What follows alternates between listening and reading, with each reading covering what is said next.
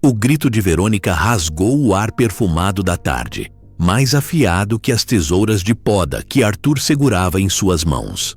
Não toque no meu filho!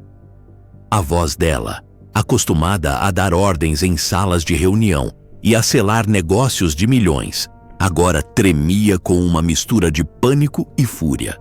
Arthur congelou, o corpo inteiro enrijecendo. Seus olhos, que momentos antes estavam focados no delicado padrão das veias de uma folha de magnólia, agora se fixavam no rosto contorcido da patroa.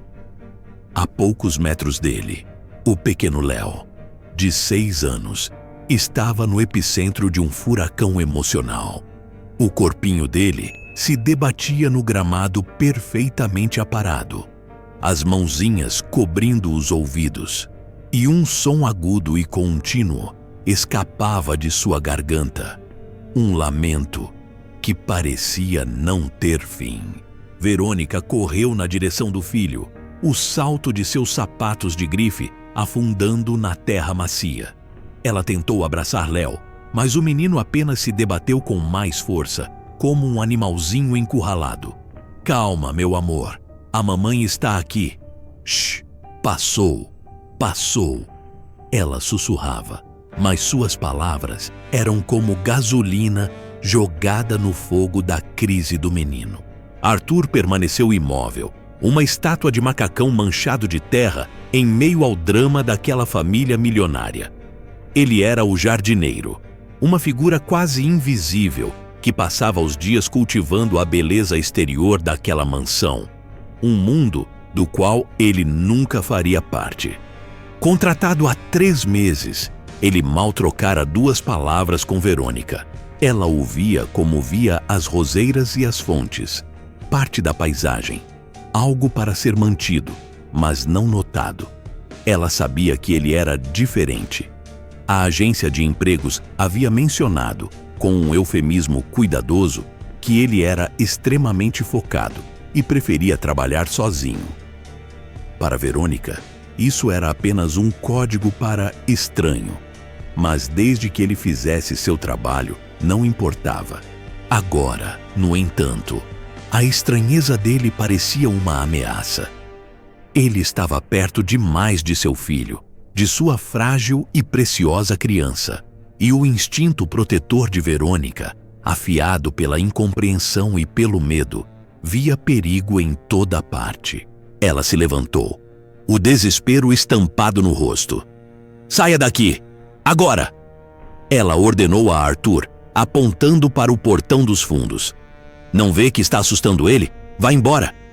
Para ela, a presença silenciosa e intensa de Arthur era mais um estímulo caótico no mundo já sobrecarregado de Léo. A babá, uma jovem chamada Cláudia, chegou correndo, o rosto pálido. Juntas, elas tentaram novamente acalmar Léo, mas a crise do menino só escalava. Era sempre assim. Léo, que também estava no espectro autista, mas era não verbal, vivia em um mundo de sensações que ninguém parecia conseguir decifrar. Verônica já havia gasto uma fortuna com os melhores especialistas do país. Terapeutas ocupacionais, fonoaudiólogos, psicólogos renomados. Todos entravam e saíam daquela casa com pranchetas e teorias. Mas nenhum deles jamais conseguiu parar uma daquelas tempestades sensoriais quando elas começavam. E aquela era a pior de todas. O motivo da crise era, ironicamente, uma festa. Naquela noite, Verônica receberia em sua casa dezenas de convidados para um evento de caridade. O sucesso da noite era crucial para a sua imagem e para a fundação que presidia. Desde o início da manhã, a mansão estava em polvorosa. Caminhões de buffet, decoradores falando alto, o cheiro forte dos arranjos de flores misturado com produtos de limpeza. Para Léo, era um ataque sensorial em todas as frentes. O mundo seguro e previsível dele havia sido invadido por um caos de ruídos, cheiros e pessoas estranhas. Arthur, De seu canto silencioso no jardim, observava tudo. Ele não via apenas a agitação, ele sentia a dissonância. O zumbido agudo das lâmpadas novas, o arrastar metálico das mesas, o perfume floral enjoativo. Ele entendia, em um nível celular, o que estava acontecendo com o menino. Ele via o reflexo de seu próprio mundo interior no pânico de Léo. Enquanto Verônica e Cláudia lutavam em vão, Arthur deu um passo para trás, não para ir embora, mas para se afastar da linha de visão direta delas. Ele se escondeu atrás de uma grande sebe de camélias, o coração batendo forte, não de medo, mas de uma urgência empática. Ele não podia simplesmente ir embora, deixar aquela criança se afogando em um mar de caos sensorial. Era algo que ele não conseguia fazer.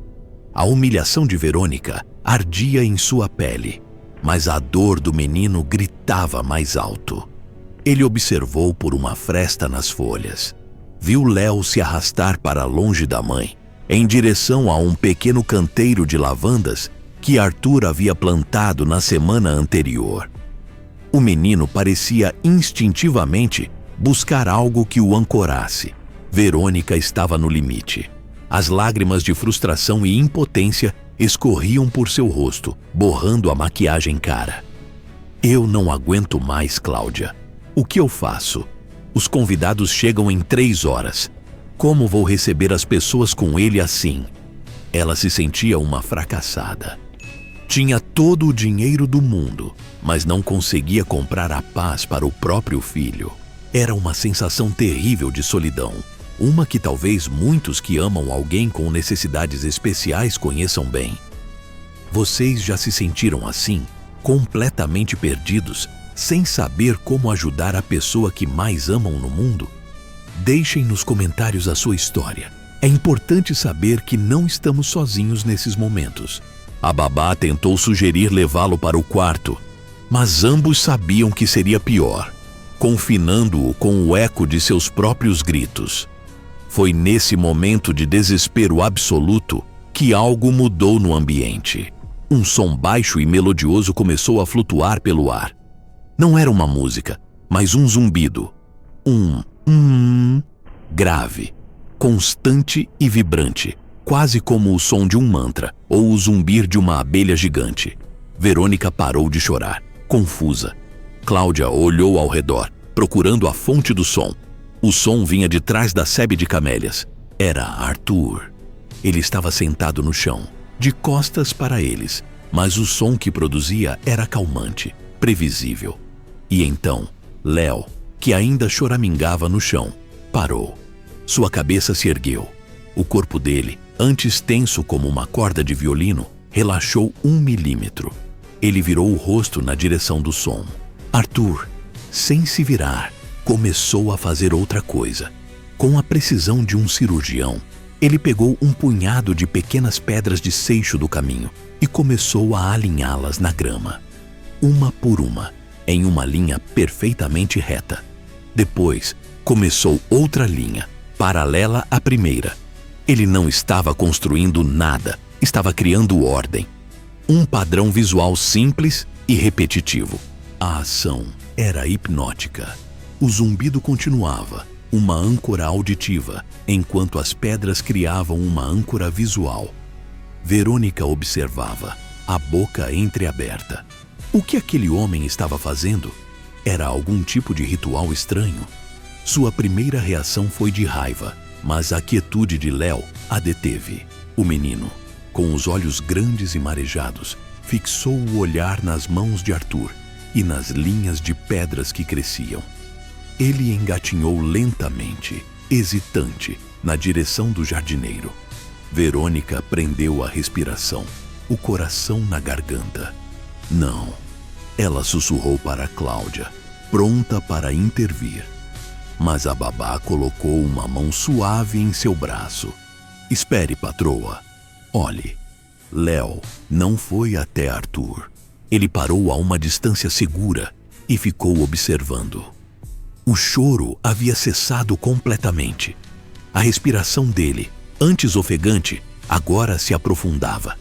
Ele se sentou e, imitando o jardineiro, pegou uma pedrinha e a colocou ao lado da última que Arthur havia posicionado. Ele não olhou para Arthur, não buscou contato visual. Ele apenas se juntou à tarefa. Juntos, em silêncio, sob o som do zumbido rítmico, eles continuaram a criar linhas de pedras no gramado. Verônica sentiu o chão desaparecer sob seus pés. Uma onda de emoções conflitantes a atingiu. Alívio por ver seu filho finalmente calmo. Espanto pela cena surreal à sua frente. E uma vergonha profunda e avassaladora, que queimava seu rosto mais do que qualquer humilhação que já sentira na vida. O homem que ela havia gritado, humilhado, a quem ela havia ordenado que fosse embora, era o único que havia conseguido atravessar a muralha de dor de seu filho. E ele não o fez com técnicas complexas ou palavras doces. Ele o fez com compreensão. Uma compreensão que o dinheiro dela não podia comprar e que a ciência de seus especialistas não conseguia ensinar. A ironia era esmagadora. Ela via o autismo como uma falha, uma condição a ser consertada. E ali estava Arthur, usando sua própria forma de ver e sentir o mundo, sua própria neurologia, como uma ponte para alcançar Léo. Depois de longos minutos, que pareceram uma eternidade, o zumbido de Arthur diminuiu até cessar. As linhas de pedras formavam um padrão harmonioso no gramado. Léo, completamente sereno, passou o dedinho sobre uma das pedras, sentindo sua textura lisa e fria. Arthur, então, virou-se lentamente. Seus olhos encontraram os de Verônica. E pela primeira vez, não havia neles a deferência de um empregado, mas a calma de quem sabe. Verônica se aproximou, os passos incertos. Como... Foi tudo o que conseguiu dizer, a voz embargada. Arthur olhou para Léo e um traço de sorriso tocou seus lábios. O barulho, ele disse, a voz baixa e um pouco rouca pelo desuso. As luzes, os cheiros. É demais. O mundo grita. Para ele e para mim. Ele apontou para as pedras. Isso é silêncio. É uma coisa de cada vez. Uma linha, depois outra. Faz o barulho parar na cabeça. Ele finalmente olhou de volta para Verônica. Eu não o toquei. Eu só... arrumei o mundo um pouco para ele, do jeito que eu arrumo para mim. A simplicidade e a profundidade daquelas palavras atingiram Verônica como uma força física. Ela desabou. As lágrimas que vieram agora não eram de frustração, mas de um arrependimento catártico. Ela chorou pela sua ignorância, pelo seu preconceito, pelas vezes em que olhou para Arthur e viu apenas um jardineiro esquisito, e não um homem com uma percepção extraordinária. Me perdoe, ela soluçou, a palavra saindo com dificuldade. Por favor, me perdoe. Eu não sabia. Eu fui... cega. Arthur apenas assentiu, uma aceitação silenciosa, que era mais reconfortante do que qualquer discurso. Naquele momento, no jardim de sua mansão opulenta, Verônica aprendeu a lição mais importante de sua vida. A festa daquela noite aconteceu, mas algo em Verônica havia mudado para sempre. Ela dispensou metade dos decoradores, pediu que a música fosse mantida em um volume mínimo e criou um espaço de silêncio em um dos cômodos da casa. Uma ideia que lhe ocorreu ao observar Arthur. Durante o evento, ela viu Arthur de longe, terminando seu trabalho. Seus olhares se cruzaram e ela lhe deu um sorriso tímido, mas sincero, um sorriso de gratidão e respeito.